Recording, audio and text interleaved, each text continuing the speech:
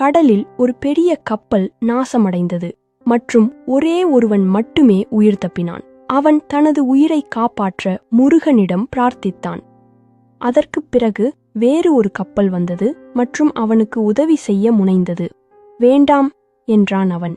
முருகன் என்னை காப்பாற்ற வருவார் என நான் காத்திருக்கிறேன். அதற்குப் பிறகு இன்னொரு கப்பலும் வந்தது.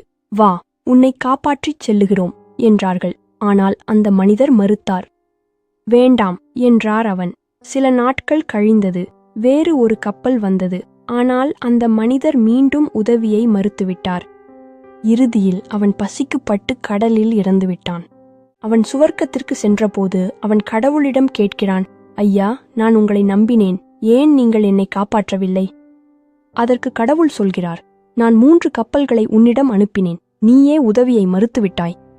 இந்த கதை ஒரு முக்கியமான பாடத்தை கூறுகிறது.